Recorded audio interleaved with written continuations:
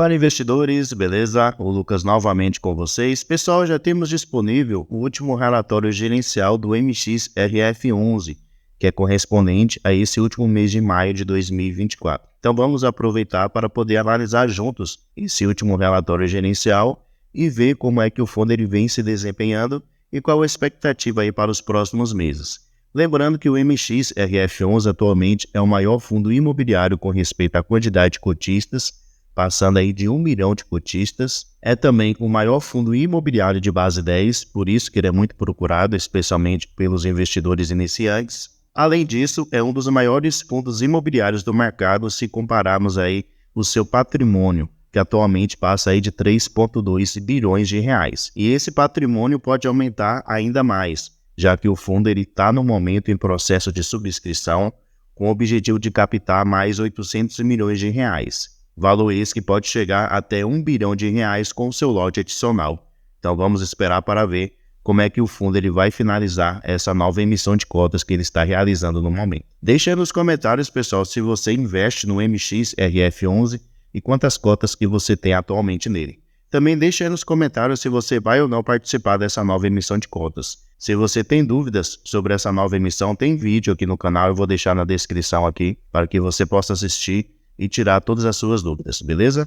Então vamos lá, pessoal. Atualmente o MXRF11 está custando aqui R$ 10,15.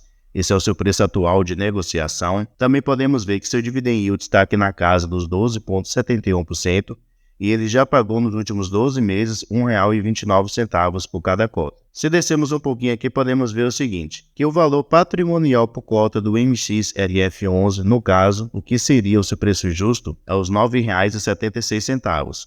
Porém, como vimos aqui em cima, está custando R$ 10,15. Então, seu preço atual de negociação está acima do que seria o seu preço justo. E se levarmos em consideração o seu indicador P sobre VP, ele está de 1,04. Então, o MXRF11 no momento ele está com ágio, no caso, custando mais caro do que ele realmente vale. Então, esse é um ponto a se prestar atenção, já que não é aconselhável você comprar fundos de recebíveis, no caso, fundos de papel, acima do seu P sobre VP. No caso, não compensa você pagar ágio. Porém, isso vai de cada investidor. Mesmo assim, tem investidores que continuam comprando o MXRF11 mesmo pagando um pouco mais caro. Atualmente, como eu já mencionei, ele tem um patrimônio aqui de 3,2 bilhões de reais, um caixa disponível aqui de 179 milhões e o número de cotistas aqui já está na faixa de 1 milhão e 93 mil cotistas. Ele tem uma boa liquidez média diária na casa aqui dos 10 milhões, então você não tem aí maiores dificuldades na hora de comprar e vender cotas do MXRF11. Se descermos mais um pouquinho aqui, podemos conferir que seu último rendimento pago, que foi aqui no dia 14/6, referente ao mês de maio, foi de 10 centavos por cada cota. E aqui em imagem a gente pode ver o seu histórico de distribuição de rendimentos, pelo menos aqui dos últimos 5 anos. Podemos ver que o ano de 2023, recentemente, foi o ano que ele mais pagou rendimentos, chegando aqui a 12 centavos por cada cota. Porém, a partir do momento que a taxa Selic ela veio caindo, também o índice IPCA veio diminuindo, os seus rendimentos também caíram consequentemente, né? Já que o fundo ele acabou tendo uma receita menor. E durante esse ano de 2024, ele vem mantendo aqui essa estabilidade de rendimentos na faixa aqui dos 10 centavos por cada cota. Então, apesar de ser um fundo de papel, o MXRF11, com respeito aos seus rendimentos, ele oscila pouco, se comparados aí com outros fundos de papel que sempre tem uma oscilação muito maior. Vamos aqui agora, pessoal, no seu último relatório gerencial, considerar algumas informações sobre o MXRF11 e também ver algumas movimentações que o fundo ele realizou durante esse último mês de maio. Então aqui ele menciona o seguinte, que com respeito aos seus CRIs foram integralizados 15,2 milhões em novas operações e foram alienados 32,37 milhões no mercado secundário, contribuindo para a geração de resultados do fundo. Ele menciona também que com respeito às suas permutas financeiras e seus FIIs, não ocorreram movimentações financeiras relevantes. Aqui o fundo ele continua dizendo que o fundo ele visa a alocação de 80% do seu PL, no caso do seu patrimônio líquido, em CRIs,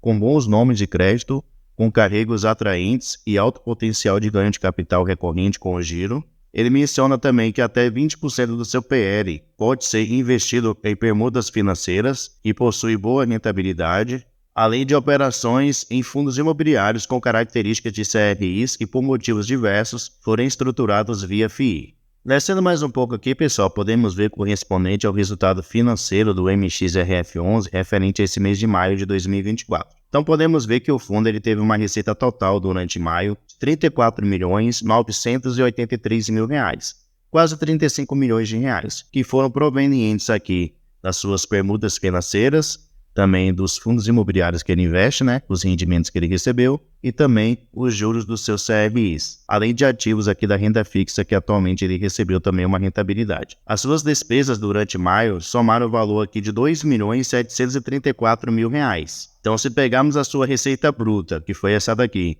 e diminuirmos pela sua despesa de maio, o fundo ficou no final com um resultado líquido de R$ 32.248.000. Então, esse é o valor que ele ficou disponível em caixa para poder distribuir em dividendos para os seus cotistas. Porém, ele distribuiu um valor maior, que foi o valor de R$ 33.465.000, o que corresponde, no caso, a 10 centavos por cada cota. Então, podemos notar que durante o mês de maio, o fundo ele gerou uma receita menor do que o valor que ele realmente distribuiu. Porém, aqui ele não menciona se ele tinha algum resultado acumulado para poder distribuir aos seus cotistas, ou se ele pegou ali dinheiro do seu caixa, para poder manter esse patamar em rendimentos. Porém, nos próximos meses, pessoal, tanto de junho como de julho, a sua receita financeira pode ser um pouco melhor. Por qual motivo? Durante o mês de abril e o mês de maio, o índice IPCA ele veio mais elevado do que a expectativa dos analistas. Então, isso aí pode contribuir para que o fundo ele consiga ter uma receita maior. Geralmente, o fundo ele leva aí uns 2 meses para poder sentir esse efeito, Como o índice IPCA veio maior durante o mês de abril e o mês de maio, então provavelmente ele só vai sentir aí no mês de junho e no mês de julho. Além disso, ele também tem investimentos em CDI. Como o CDI agora também não teve uma queda, e a expectativa é que ele permaneça aí na faixa dos 10,50%, então isso também vai contribuir bastante aí para que o fundo ele consiga continuar pagando 10 centavos por cada cota, quem sabe até o final desse ano de 2024. Atualmente, como é que está distribuído os investimentos do MXRF11?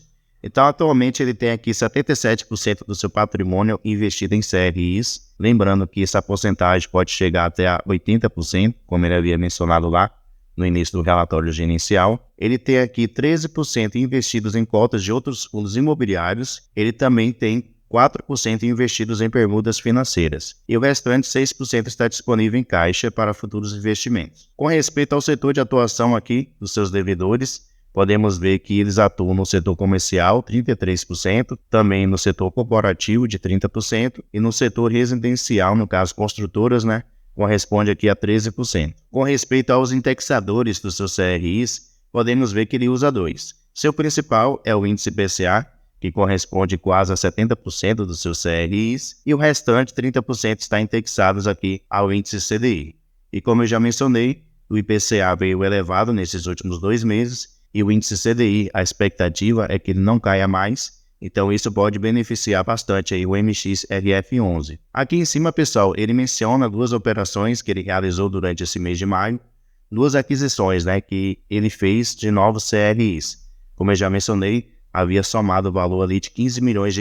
Então, esse daqui foi o primeiro CRI que ele fez o investimento, o CRI da GAV. Ele investiu aqui R$ 10 milhões. Esse CRI está indexado ao índice IPCA com uma taxa aqui de 9,75%. A sua taxa fixa, e o seu segundo CRI que ele investiu foi o CRI aqui da MRV, investimento aqui de 5 milhões, indexado ao índice PCA com uma taxa fixa de 11,50%. Então podemos ver que ele tem um ativo aqui com uma rentabilidade maior, porém também com um risco maior de crédito, e ele tem aqui um ativo mais moderado. Com respeito à sua taxa média de juros, pessoal, dos seus CRIs, aqui podemos ver o seguinte, que os CRIs que atualmente o MXRF11 tem indexados ao índice CDI, tem uma taxa média de aquisição aqui de 2,66% e a taxa média atual de 2,80%. Então é uma taxa segura, de ativos aí relativamente seguros. Por meio das suas taxas, você consegue ter uma noção se os devedores, se os créditos que atualmente o MXRF11 ele tem, ou qualquer outro fundo de papel tem, se são mais arriscados, mais moderados, ou relativamente mais seguros. Sempre lembrando, quando maior a taxa, maior também o risco. Geralmente fundos high yield, que são aqueles fundos que têm uma alta rentabilidade, porém também têm um maior risco de crédito, geralmente quando eles têm CRIs indexados ao índice CDI, uma taxa mais elevada deles é geralmente a CDI mais 5%. 5% para cima. Maior a rentabilidade, maior também o risco. Então, quando menor a rentabilidade, aqui no caso a taxa fixa de juros, menor também o risco dessas operações. Ele menciona aqui também que os CRIs que estão indexados ao índice IPCA tem uma taxa média aqui de aquisição de 7,90% e sua taxa atual de marcação a mercado está aqui de 9,16%, que também é uma taxa muito boa. Então, o MXRF11 ele é relativamente um fundo seguro para se investir. Não quer dizer que não possa ocorrer nenhum tipo de calote, né? Já aconteceu no MXRF11 de devedores darem calote nele, porém, de modo geral, o fundo é muito estável. Isso traz aí uma maior segurança para se investir nele. Aqui a gente pode ver a composição dos seus CRIs. Então, por ser um fundo muito grande, né, com um patrimônio muito grande, ele tem aqui vários CRIs que atualmente ele investe. Estou passando aqui para vocês terem uma noção da quantidade que atualmente ele tem. E somente em CRIs ele tem um valor total investido aqui, ó, de 2,5 bilhões de reais. Então, um valor realmente bem significativo investido em CRIs. Um ponto positivo do MXRF11 é que ele não tem concentrações. Então, isso também traz uma maior segurança de se investir nele. Atualmente, o devedor que ele tem maior exposição é nesse primeiro aqui, ó, o Shopping Itaquera, que ele tem um PL investido nele, no caso, o patrimônio líquido do MXRF11 investido nele, de 4,73%, então inferior a 5%. Eu sempre falo que o ideal é ter aí no máximo 5%, porque a partir do momento que passa de 5% do PL, já se considera aí uma concentração. E concentrações nunca são boas. Então aqui podemos notar que todo o restante, todos os outros CRIs, é dessa porcentagem aqui de 4% para baixo. Então o MXRF11 é bem diversificado. Isso traz uma maior segurança. Com respeito, pessoal, aos fundos imobiliários que atualmente o MXRF11 investe, que atualmente é o seu segundo principal investimento, ele tem o valor aqui, ó, de 407 milhões de reais investido apenas em cotas de outros fundos imobiliários. E aqui a gente pode ver os principais que atualmente ele tem. Não são fundos muito conhecidos. O que eu tenho maior conhecimento aqui é o GARI11, que ele tem uma porcentagem aqui de 8% investido nele. E se você quiser ter uma noção maior de todos os fundos imobiliários que atualmente o MXRF11 investe, você pode voltar aqui no site Status Invest, nessa aba aqui quase no final, o seu portfólio. Então ele vai mostrar aqui todos os fundos imobiliários que atualmente ele tem. Ele vai mencionar aqui o ticket do fundo, o segmento de atuação desse fundo, o valor que o MXRF11 tem investido nele, a quantidade de cotas que atualmente ele tem e também o PL, no caso o patrimônio líquido do MXRF11 investido nesse fundo imobiliário. De um modo geral, aqui podemos ver que ele não tem uma quantidade muito grande, né? São poucos ativos que atualmente ele tem. E aqui por último, pessoal, se for do seu interesse, você pode conferir aqui todas as operações CRIs que atualmente o MXRF11 ele tem. Então, novamente, ele vai falar aqui quem é o devedor desse CRI, as garantias que foram dadas por esses devedores, e também vai mencionar um pouquinho aqui sobre cada uma dessas operações. Então, dessa maneira, você sabendo quem é o devedor, você consegue ter uma noção maior